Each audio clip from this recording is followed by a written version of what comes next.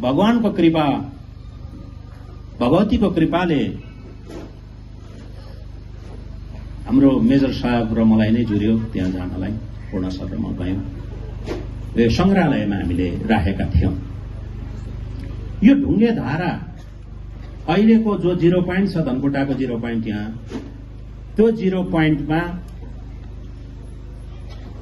यो एकजना यो भगवती तथा यो चाहिँ तल दक्षिण काली मन्दिर छ। यो भगवती मन्दिर र दक्षिण कालीको बिचको भाग करिब करिब 1 किलोमिटरको डिस्टेन्स छ। बाटो सडक भन्दा तलतिर पर्छ त्यो। त्यहाँ एकजना उपासक बस्नुहुन्थ्यो भन्ने किम्वदन्ती छ। त्यहाँ गुफा थियो। त्यो गुफा त हामी सबैले देखेकै हौं। त्यो गुफा चाहिँ कहिले पुरियो ठ्याक्कै त्यसको थाहा छैन, तर अनुमान 1990 को भुइँचालोको आसपासमा त्यो पुरिएको हुनुपर्छ त्यो गुफा।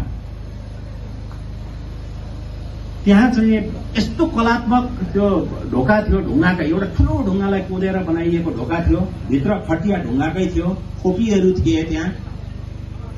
अनि यता अगाडिपट्टि भित्रको भागको अगाडिपट्टि 2टा खोपीहरू थिए। अनि त्यहाँ चाहिँ यो बाटो खन्ने क्रममा, पहिलाको बाटो पछि विस्तार गर्ने क्रममा, त्यसलाई बढाउने क्रममा कहाँ के निर्णय भयो।